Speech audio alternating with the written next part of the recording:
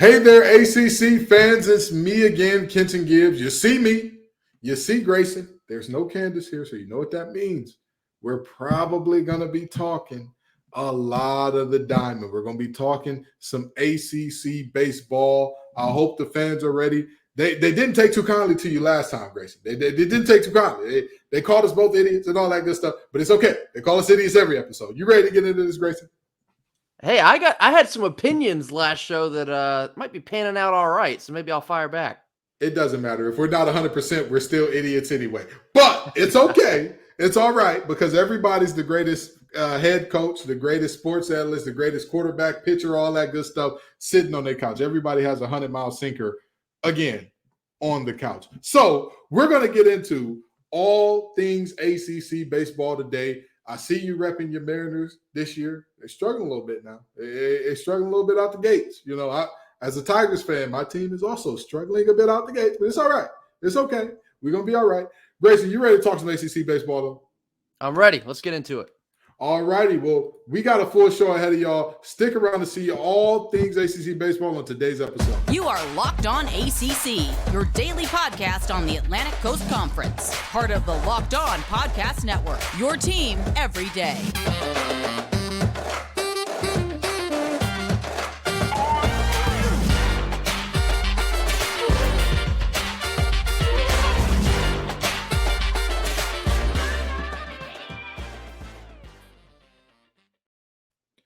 So, Grayson, talk to me. Help me out, okay? Last time we were here, you dropped some predictions. And before we get into the power rankings, tell me about those predictions and how they panned out so far. Talk to me about it. Yeah, so to get ready for this show, I think I had to run it back to the last time I was on here just to see if I maybe had some sense in the things I was saying. A lot of things are starting to formalize the way I possibly predicted, but I'll start with Boston College. Last time I was on here, I told everyone that Boston College is a good team, but because of maybe their reputation, I was sort of waiting for the other shoe to drop. Well, unfortunately for Boston College fans, the shoe is very much falling off. They've kind of lost the massive amount of momentum that they had built, and they're starting to maybe slide a little bit in the Atlantic side of the divisional standings. But again, there's still a lot of time. We're getting into the thick of the ACC schedule. The weather is perfect these days. The baseball is as good as you'll see around the country in the ACC.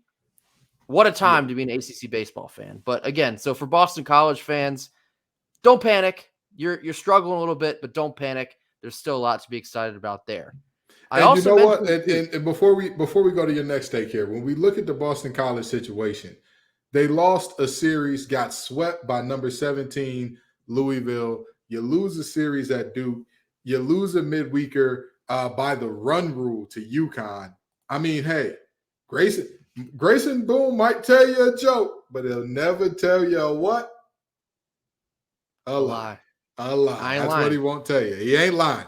Go ahead with your next take, Grayson. Yeah, so real quick for Boston College, but I remember saying that Boston College series on the road for Louisville would be a big-time prove-it series for me. Didn't pan out well, so I think I hit that one on the nose. Anyway, right. Duke. Last time I was on here, I mentioned Duke. If you let them get hot, they could get dangerous. Duke fans, your baseball team is getting hot. They're getting very hot. They're starting to pick up games. They're starting to play as a very cohesive baseball team. They're starting to hit the ball over the yard. The pitching is getting better every time they get out there. Look out for Duke. You're going to hear where I have them now in the power rankings that we touch on in just a second.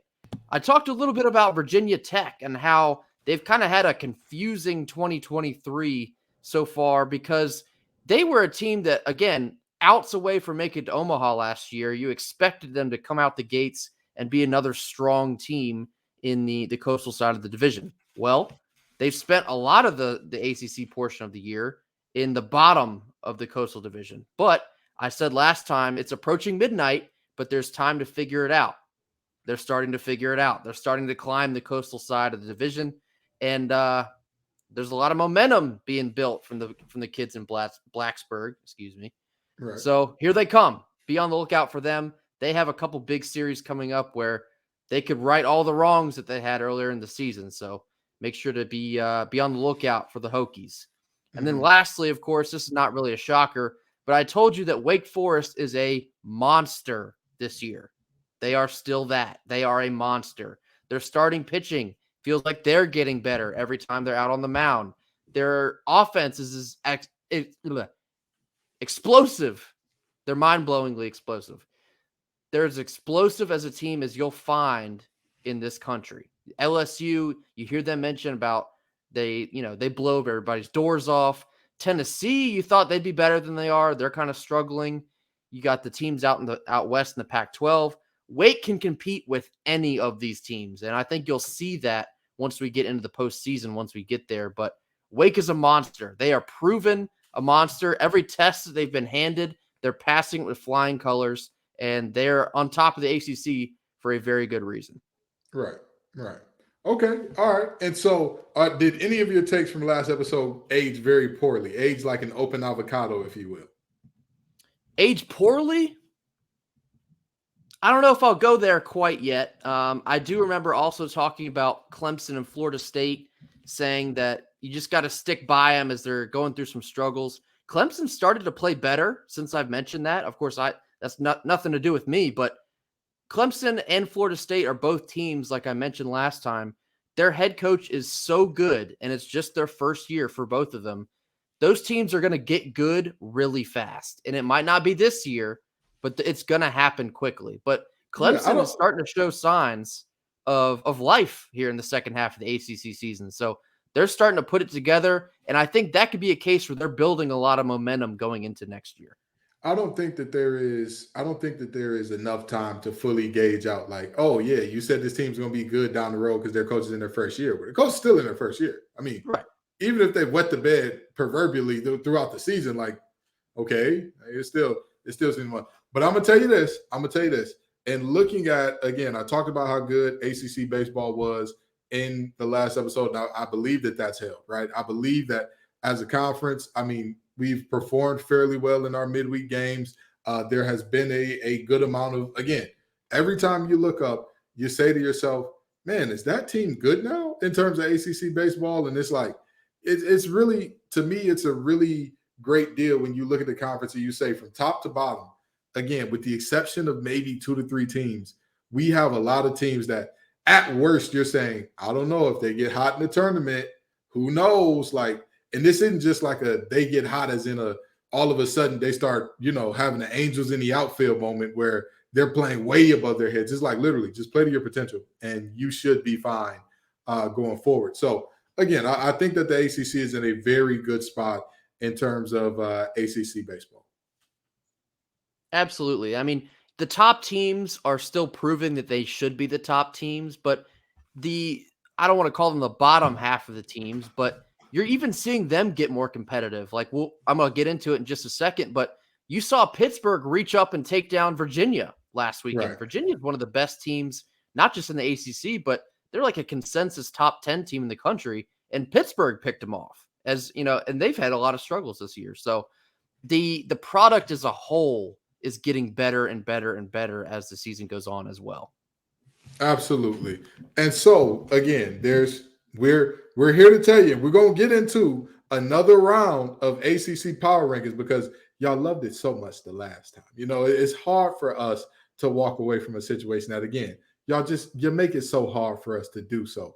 But folks, I got to talk to y'all because Built has something exciting coming tomorrow morning. I don't have all the details yet, but trust me, the anticipation is here.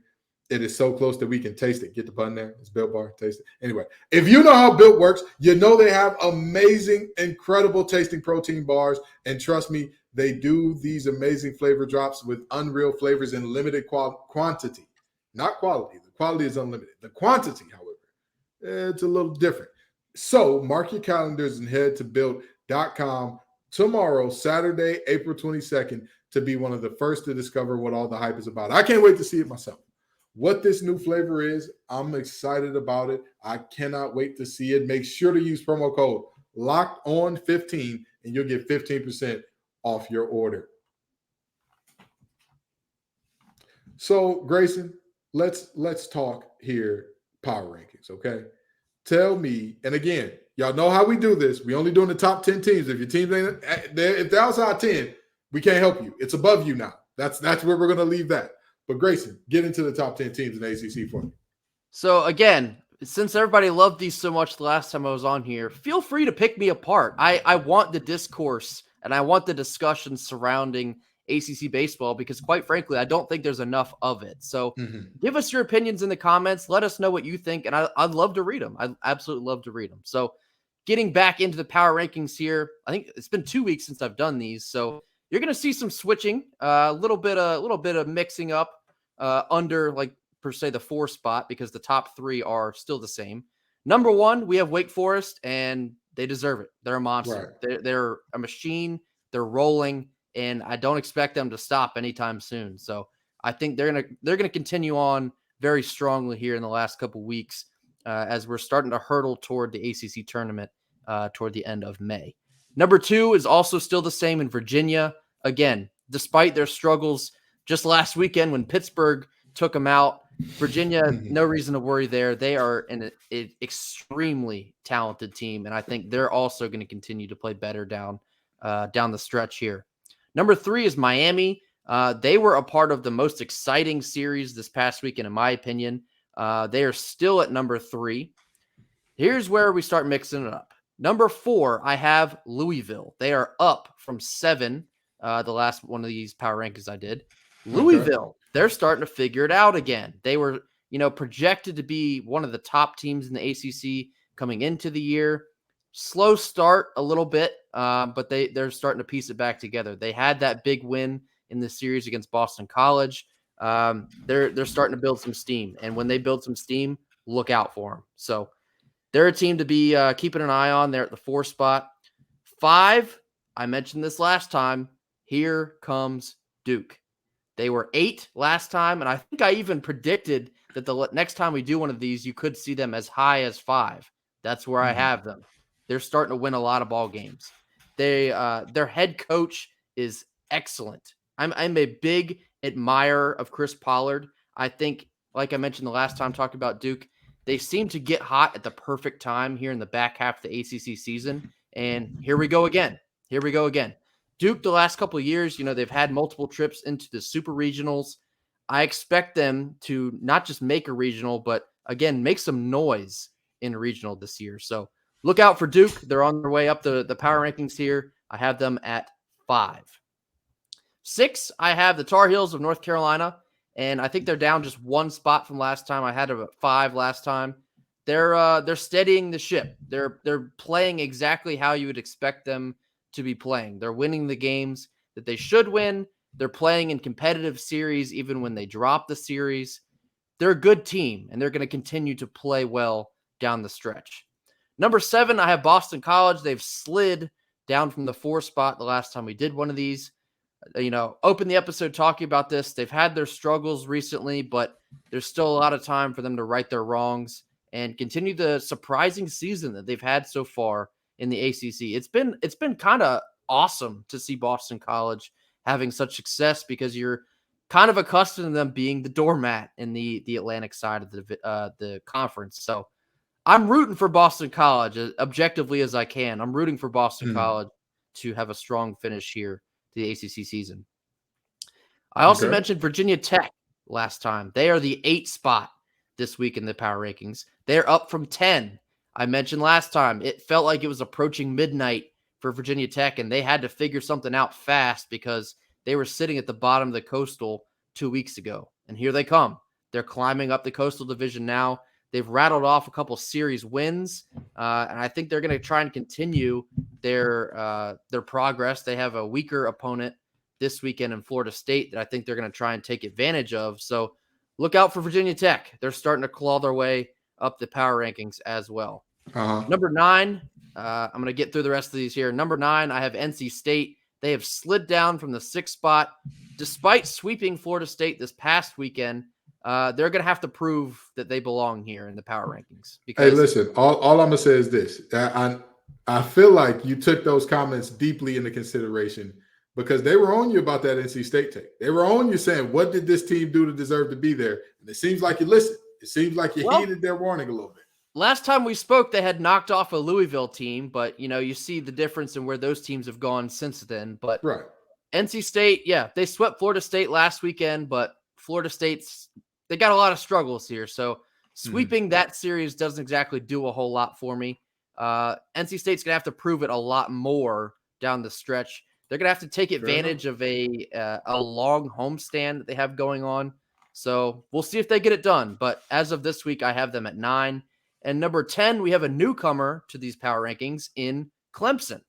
They've played pretty well these past couple weeks. They're still situated near the bottom of the Atlantic division, but they're starting to play better baseball. They're starting to improve offensively. Their defense has been a little iffy at times, but I think that's just, that's kind of the kinks you got to work out of a first-year head coach, trying a lot of new pieces at different positions. But Clemson, like I mentioned, they're going to be a force here in the years to come, and they're starting to figure it out here in the latter half of this ACC season. But yeah, I have Clemson at 10 to round out my power rankings as of April 21st. So now number 9 and 10 are playing against each other. Does that series move the needle for either team in terms of the power rankings for you? Like if either team were to win or lose that, right? Clemson, NC State, either team wins or loses it. Does that matter to you at all? Or are you like, it really doesn't? I mean, for NC State, I think it's imperative that they win that series against Clemson, whether it's taking 2 out of 3 or sweeping, because they still have a lot of work to do if they want to situate themselves higher up in the Atlantic side. Clemson, I think that would be a nice series win for them on the road. Right. I think they're still in maybe too deep of a hole for that to make a whole lot of difference in their season, but it would certainly be a nice series win for Clemson, and they're capable of doing so. They're playing some pretty decent baseball right now, but I think 9 and 10 is pretty appropriate for those two teams at the moment. Now, which series that's going down this weekend would you see as like an uber impactful, like, hey, this team has a chance to seriously make some noise if they can pull off a win here, or this team can continue to show us who they are by pulling off a big win here? Which series would that be for you? The matchups this weekend that are super intriguing to me, one of them is Louisville at Duke. These are both these are two teams. I knew you were going to say that one. I knew it. Louisville at Duke. Those are two teams that are kind of surging at the moment. I think Duke is catching this series at the right time, being that they're on fire at the moment and that this series is at home. They're hosting Louisville. So Duke is going to try their very best to take advantage of a good situation, take advantage of their momentum. But again, Louisville's no slouch. They're not going to come in and, roll over, especially with the momentum that they have built as well. So that one could go either way. I see that one as a toss-up, but that one's going to be very exciting to keep track of. And then I'd say, looking at these other matchups, I think the other big matchup you could say is probably Boston College at UNC. I think that's an opportunity for Boston College to try and right their ship. I wouldn't say it's sinking, but they've taken on a little bit of water here in the last couple of weeks. I think that's a good opportunity, especially on the road, for Boston College to continue to prove that they are a good team, because I think they are. It just, it's baseball. Sometimes you go through some struggles and you drop games maybe you shouldn't be dropping. But again, baseball season is so long. There's so much time to make up for that. And then UNC, like I mentioned, they're playing very good baseball. They're playing exactly how you think they'd be playing at this point of the year. They're constantly in the national rankings in the teens, literally situated anywhere from 15 to 19. They're always seemingly in there. And they're just playing good baseball. It's two good teams playing a very consequential matchup. So that's going to be a fun one to watch as well. Absolutely. Well, let me make this very clear, right? And looking at these teams and then looking at what we see with how the season's going, I think that it's fair to say, for the most part, there haven't been a ton of surprise teams this year. I think for the most part, it's been like pretty chalk in terms of like teams are being who they're supposed to be. Maybe Florida State being this bad again is a little bit of a surprise. But other than that, most of these teams, again, we've talked about Boston College and how much of a surprise they've been. But most of these teams, I'd say it's about what you thought coming in. What say you? I think you can put Florida State in a surprising category, but I think this just comes from decades of dominance from Florida State. And, just this past weekend when NC State was able to pull off the sweep of Florida State, That was the first time NC State has ever swept Florida State. That just speaks to how good, consistently good Florida State has been for years on years on years. And so to see them struggle as bad as they have this year, they look a little funny in a different sort of lighting. But again, I'll say this as many times as I need to. Florida State is going to turn it around, and they're going to turn it around fast. Link Jarrett is going to have the boys buzzing down there in Tallahassee sooner than later. And yes, they are a bit of a surprise this year, but expect them to be coming here soon the next couple years. But as far as other surprises, I'm not really sure. Virginia Tech, maybe, because I thought they'd be better than they've performed. Boston College, yes, because they are good, and I think no one really saw that coming this year. I'm sure they would tell you otherwise. They probably expect to be where they are now. Right. But Wake Forest, they're a wagon. We knew that coming in.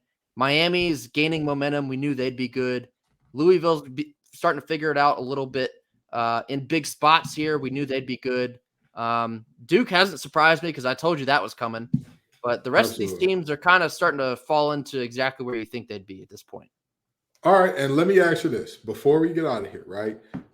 Will I need to know with the NFL draft coming up? You don't got to give me a full list, just one or two players that you're looking forward to seeing play in the NFL that you're like, hey, I don't know what round he's going, where he's going, but that young man there, he's going to be a bad boy in the NFL. It could be a no name. It could be somebody everybody knows. Talk to me. Just give me one player that you're thinking of to say like, hey, I'm excited to see him in the league. Oh man, throw me a literal curveball here. I'm throwing you a curve. ACC football into the NFL draft. Yep. Any player that's going into the draft. And I'll start with mine to give you time to think about this. Go ahead, you first. That DN from Clemson. Oh my boy. Listen, I know that Brian Brissett was the guy coming in, and I think that a lot of people haven't properly weighted like what it means to lose your sister during the season. Like that's not an easy thing to overcome. Like that death in the family during the season, trust me, I've been there, I've seen it, I've dealt with it firsthand. It's never easy to play with that type of heavy heart and all that. Like it's just not. Anybody who says it is, again, they've never experienced that with somebody that was close to you. But with that being said now, Myles Murphy more and more and more just became a guy that, like, I don't care what you say about, oh, he doesn't have a deep pass rush bag or he doesn't do all this and all that. We've talked about this on Locked On Wolfpack. Which one would you rather eat at, McDonald's or Five Guys? I'll answer you quicker this time. It's Five Guys. Five Guys all day tomorrow because they do what they do well. Same thing with Myles Murphy. That long arm stab that he has, he does it extremely well. That double hand swipe that he has, he does it extremely well. And he anchors against the run in a way that I think he may need to develop a passer back, sure. But on the day that he goes into the NFL, he will be one of the top 10 run defenders as a true defensive end or edge rusher, whatever position you'd like to call that. He'll be a top 10 run stopper right away. Who's your guy?